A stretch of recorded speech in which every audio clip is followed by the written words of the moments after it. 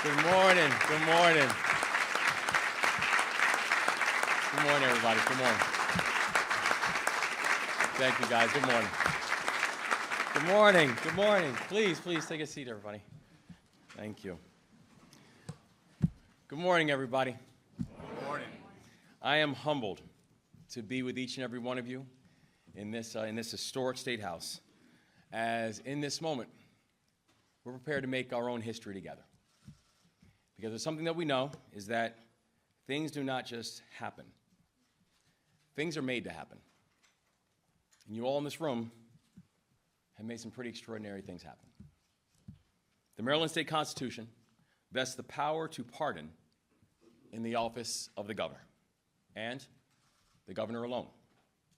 This is a responsibility that I take very, very seriously. And that is why this morning, with deep pride and soberness, I will pardon over 175,000 convictions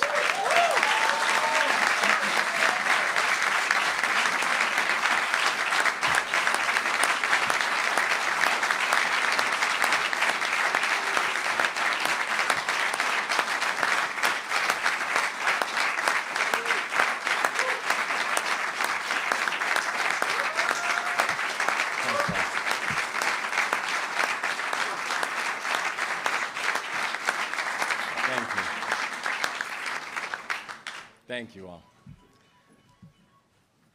We need to stop that so I can get you to sign your pardon.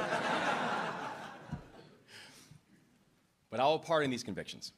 All convictions related to the possession of cannabis and cannabis paraphernalia. Maryland legalized cannabis by referendum. This administration has stood up what many believe to be one of the most equitable and efficient adult cannabis market rollouts of any state in the entire country. In March, we conducted our first adult use cannabis licensing round, and all 174 licenses were awarded exclusively to social equity applicants.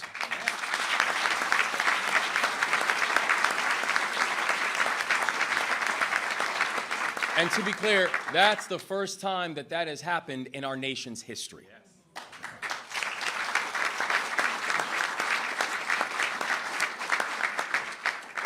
And yet, we know that legalization does not turn back the clock on decades of harm that was caused by this war on drugs. Legalization does not erase the fact that nearly half of all drug arrests in Maryland during the early 2000s were for cannabis. It doesn't erase the fact that Black Marylanders were 3 times more likely to be arrested for cannabis than white Marylanders before legalization. It doesn't erase the fact that having a conviction on your record means a harder time with everything, from housing to employment, to education. It doesn't erase the fact that people who were arrested for cannabis 3 or 4 or 40 years ago still have those convictions on their records to this day. We cannot celebrate the benefits of legalization if we do not address the consequences of criminalization.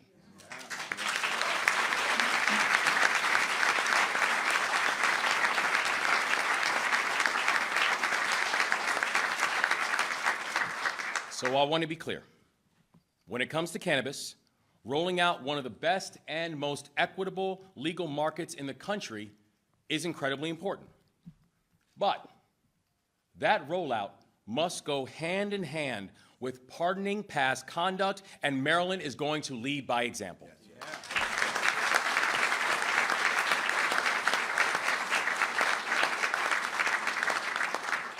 So today, this executive order is the most sweeping state-level pardon in any state in American history. That's right.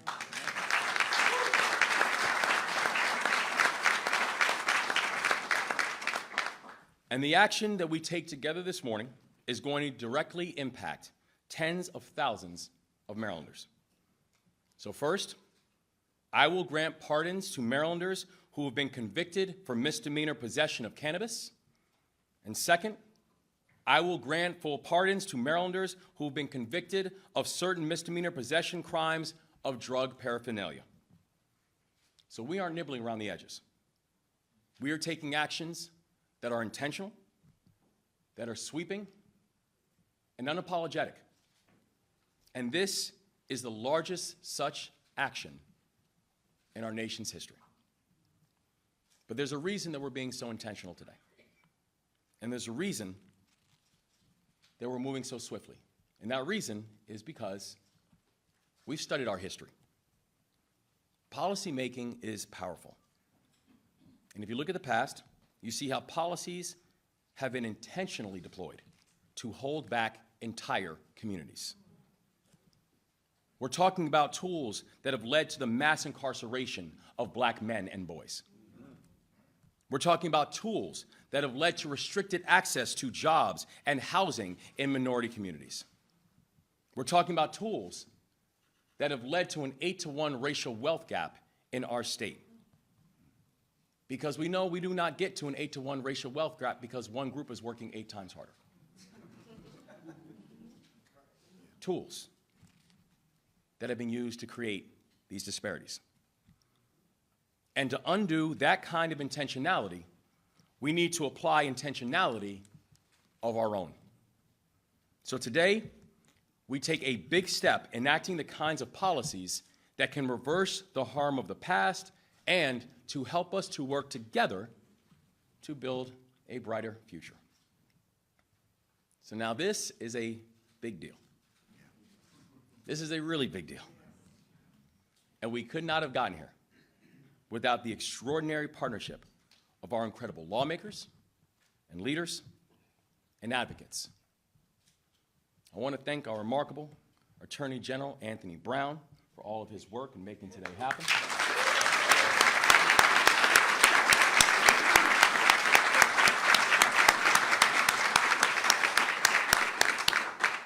I want to thank Jason Ortiz and all of his colleagues at the Last Prisoner Project.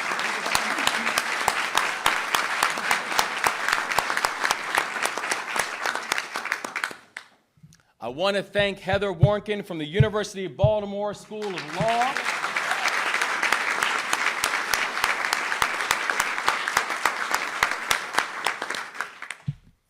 I want to also thank my team, who have been in the trenches, working countless hours on this for months, making sure that we are dotting every I, crossing every T, making sure that we leave no one behind.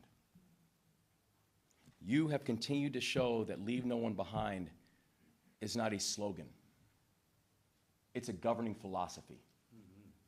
And we wouldn't be here without you all. Bless you. Thank you.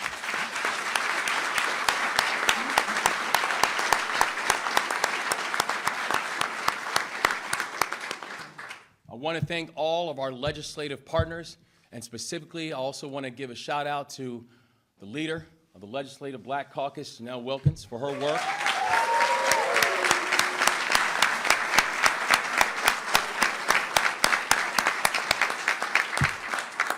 We would not be here if it weren't for our remarkable partners in the legislature. We would not be here if it were not for our remarkable partners in law enforcement, who've worked in partnership every single step of the way. We would not be here if it were not for our activists, who continue to push us to go farther, to go faster, to work harder, to make sure that we are accomplishing everything that this moment demands. We would not be here if it were not for our community champions, who continue to remind us, not just by words, but by deeds, who continue to remind us about the humanity of this work. And if you never forget who you were fighting for, you will never stop fighting. Each and every one of you have been part of this broad coalition that have got us here to this day. A day where Maryland is going to unapologetically lead and where Maryland is going to use this moment to right many historical wrongs. We wouldn't be here if it were not for people like Shiloh Jordan.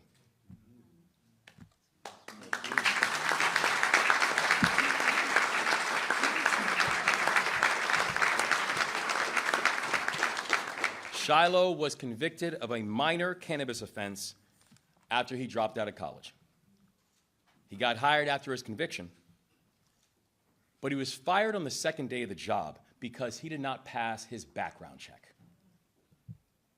The only thing on his criminal record was a minor cannabis charge.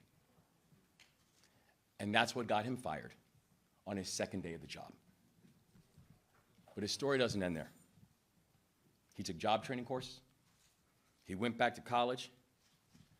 He became a bulldog after graduating from Bowie State.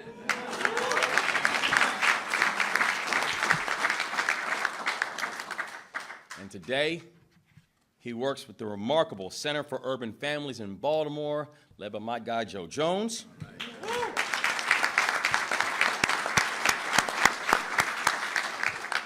And Shiloh spends his time now helping other Marylanders find their way and find their path. Shiloh was not handed a second chance. He built one for himself, despite the odds, despite a system that was not built to support your second chance. And you made it count. But those successes do not change the fact that Shiloh still has a cannabis conviction on his record. It'll keep showing up in background checks, even if the conviction does not stop him from achieving his full promise. That thing on his record is going to continue to make it harder, and importantly, it's going to serve as a consistent reminder to Shiloh. Well, today, that ends.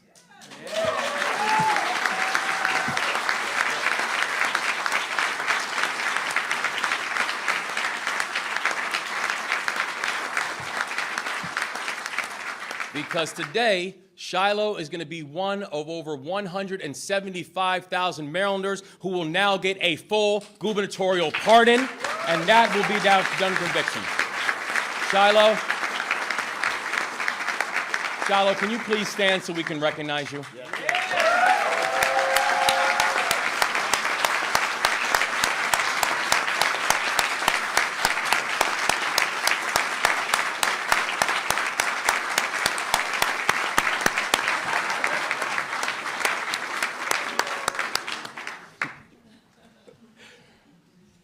Great to see you, brother. So let me end with this. Today is a big step forward, but I want to be clear, it will not be our last. I think if people see anything about this administration, we move fast. We're going to make every single day count. We are going to use every lever at our disposal. Pardons, executive orders, the budget, working with legislative partners, anything and everything to make every day matter. Undoing decades of harm cannot happen in a day.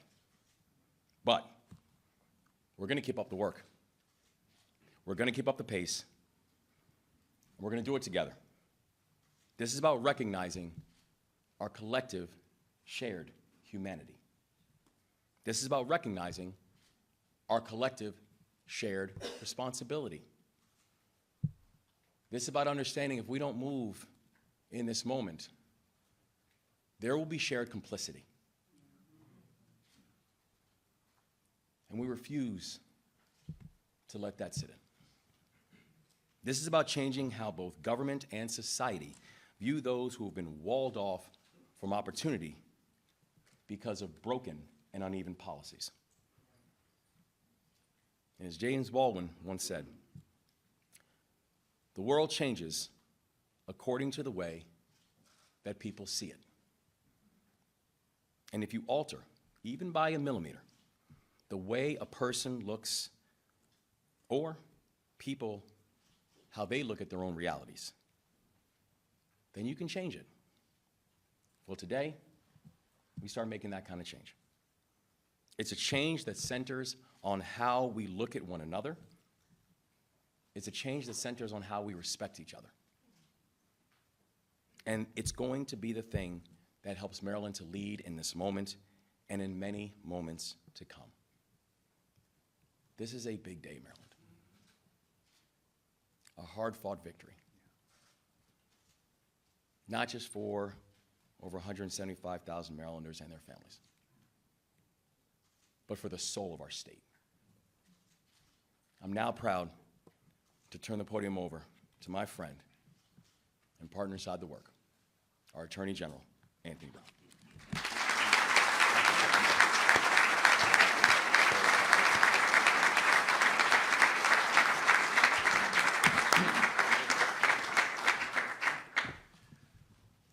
Governor Moore, thank you for your leadership, your beliefs, your strong convictions, and for your values, our shared values of fairness and equity. Today's announcement is significant for several reasons. First, it's long overdue. As a nation, we've taken far too long to correct the injustices of a system that is supposed to be just for all. Yet, within an unprecedented time frame, Governor, you took bold and courageous action. Second, the sheer magnitude of your executive order. You are wielding the immense power of your office for good, pardoning scores of Marylanders by pardoning 175,000 convictions. And third, your action today is about equity. It's about racial justice. While the order applies to all who meet its criteria, the impact is a triumphant victory for African Americans and other Marylanders of color who were disproportionately arrested, convicted, and sentenced for actions yesterday that are lawful today. Today is a momentous day for Maryland.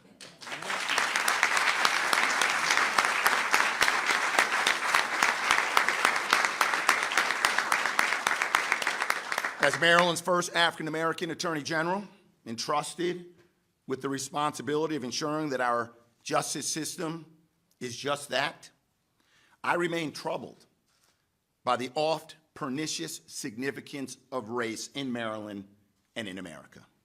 Too often, the color of one's skin defines one's opportunities. Too often, the enforcement of laws that are facially colorblind disproportionately impact people of color. And the laws that once criminalized possession of cannabis are prime examples. Data uncontrovertibly shows that Black and Latino and white Americans use cannabis at the same rate, yet Black and Latino Americans are arrested, charged, and convicted at higher rates. Plainly put, the enforcement of cannabis laws has not been colorblind. It's been unequal treatment under the law. The tragic realities: joblessness, homelessness, poverty, violence, torn families, and broken communities. It has been a long and arduous climb up a steep and jagged mountain. Ask former Mayor Kurt Schmoke, who in 1988 was called the most dangerous man in America because of his call for drug decriminalization all those years ago. And today, after decriminalizing cannabis and making adult use lawful, we reach new heights, a righting of historical wrongs. Maryland is a work in progress. The shackles of slavery, though physically removed, left an indelible mark on our state and our nation. The promise of Reconstruction was replaced by Jim Crow laws that stripped free Black people of our rights and treated us like second-class citizens. After the Civil War, instead of freedom, we experienced the emergence of the convict leasing system that exploited Black labor under the guise of punishment. Our current reality of disproportionate arrests and convictions are the residuals of slavery.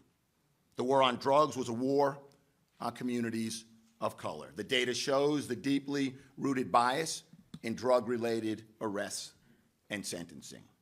Cannabis convictions for hundreds of thousands of people here in Maryland were scarlet letters, modern-day shackles. This morning, I can almost hear the clanging of those shackles falling to the floor with your pardon this morning, Governor. Thank you.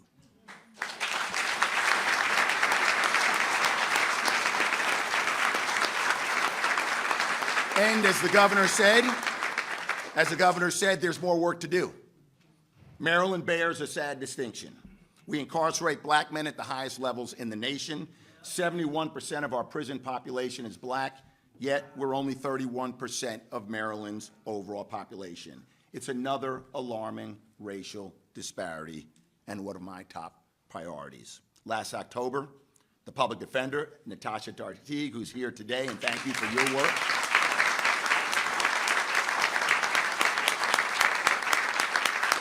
The public defender and I launched the Maryland Equitable Justice Collaborative. Our goal, working with 40 stakeholder organizations, many of whom are represented here in the room today, is to develop solutions to the problem of far too many young black men being sent to prison. Governor, I want to thank you for supporting this initiative, and again, thank you for today's pardon.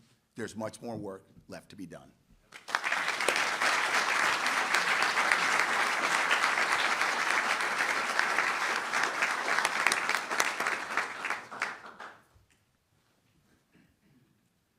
All right, how's everybody doing today? You ready to make history? Yeah, today is a beautiful day to make history. I just want to say thank you to Governor Moore and Attorney General Brown for bringing everyone together today. My name is Jason Ortiz, and I am the Director of Strategic Initiatives for the Last Prisoner Project. We are the nation's leading organization dedicated to helping everyone incarcerated for cannabis crimes find their freedom, reunite them with their families, and ensure their criminal histories do not prevent them from being full productive members of society. And today we sit with nearly 3,000 Americans still incarcerated in federal prison and nearly 40,000 Americans incarcerated in state prisons. We want to thank Governor Moore for his leadership on this issue and for inviting us to be part of this historic moment. Though enforcing cannabis prohibition may be in Maryland's past, healing the harms it created must be part of its future. And simply put, justice is not achieved merely by legalization alone, but rather by deliberately undoing the harms caused by the war on drugs.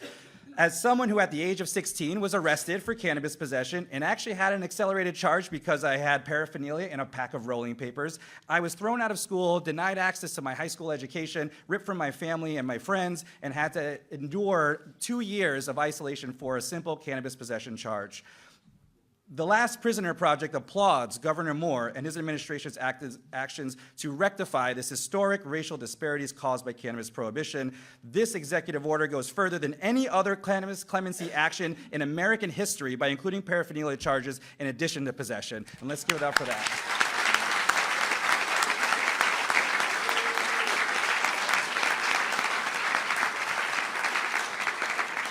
Today is literally the most powerful day in cannabis justice history for the entire nation. That's an incredible thing. It's incredible.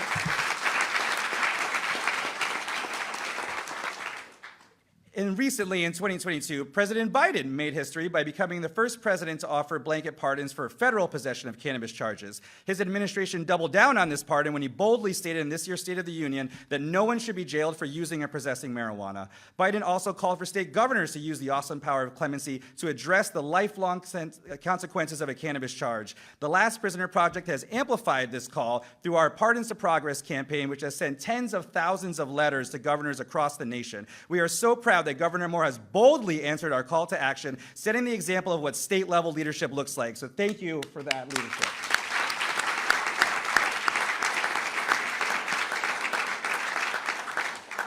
Even more powerfully, Governor Moore has granted these pardons, the largest of their kind to date, using the pen to write history, a pen that family, friends, loved ones of people who have served time for cannabis crimes have used to write letters to elected officials asking for justice across the country. As a powerful symbol of change, Governor Moore's action today sets the example that governors across the country can aspire to by carrying the momentum of this pen forward through taking executive action in their state. to right the wrongs created by the war on our communities. The Last Prisoner Project encourages all governors to follow Governor Moore's example, and we are here to help you get it done. For those watching from home today who would like to get more involved in this life-changing work or know a friend or family member currently incarcerated for cannabis, you can learn more about our work and support our fight for justice at thelastprisonerproject.org. And in closing, I'd just like to say again, thank you to Governor Moore for your leadership and everyone who made it possible today. This action will bring hope to thousands of families across the country, and we are truly honored to be part of this historic moment. Thank you all so much.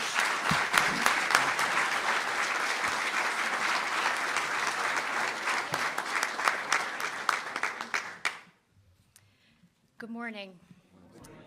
My name is Heather Warnken, and I am the Executive Director at the Center for Criminal Justice Reform at the University of Baltimore Law School, and I am truly honored to share in this historic moment today. Today isn't just a win for thousands of Marylanders getting a fresh start to pursue education and employment and other forms of economic opportunity without the stain of a criminal conviction.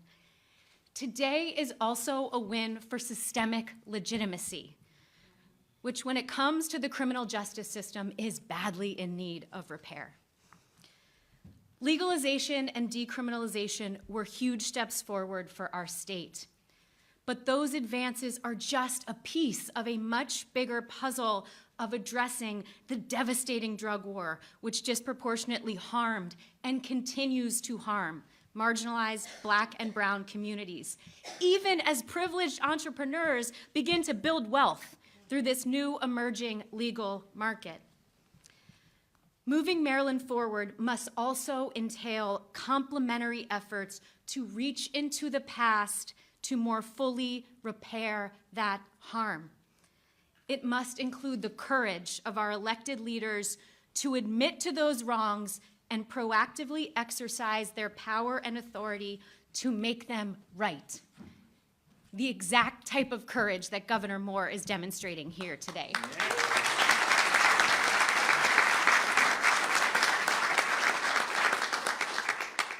And while this profound power of executive clemency rests in the governor's hands alone, I am also here to underscore an enormous thank you to the people and organizations outside of the administration who made this possible.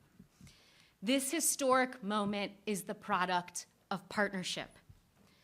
Our center had the great honor of helping to convene a diverse and dedicated coalition of experts who kept showing up, not just to offer their insights to help advise the administration, but to push them to go further and not leave potential relief or hope on the table. To help navigate this complex and imperfect system of ours in pursuit of a categorical pardon that is data-driven and community-driven and in the interest of both equity and public safety. This coalition included first and foremost the voices of directly impacted Marylanders with lived expertise, and representatives from the Maryland Expungement Coalition, the Center for Urban Families, Out for Justice, Clean Slate Initiative, and frontline legal service providers, including the Office of the Public Defender, Maryland Legal Aid, Maryland Volunteer Lawyers Service, as well as national partners with expertise in collateral consequences and clemency, like Last Prisoner Project. Yeah.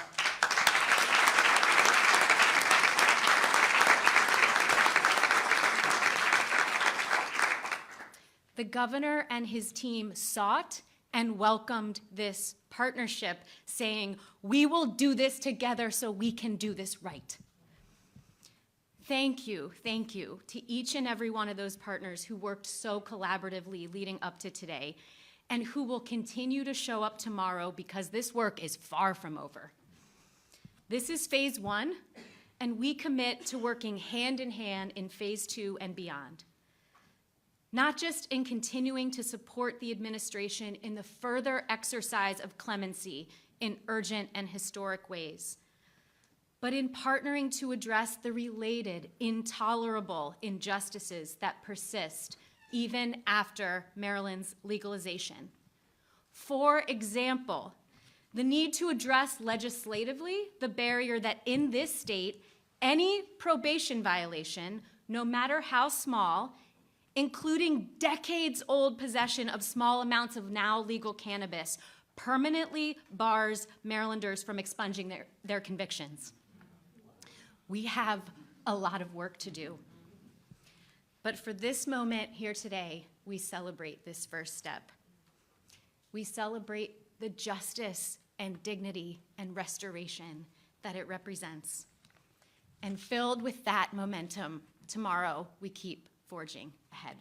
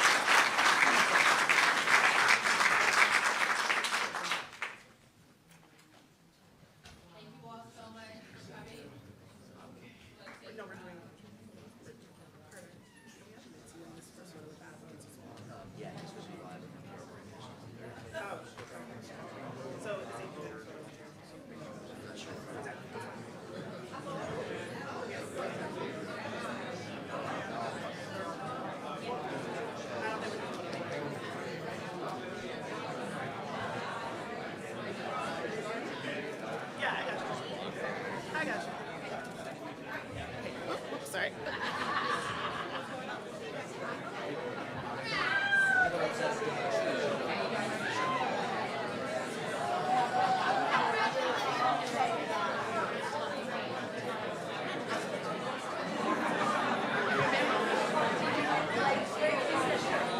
Hey, Brittany.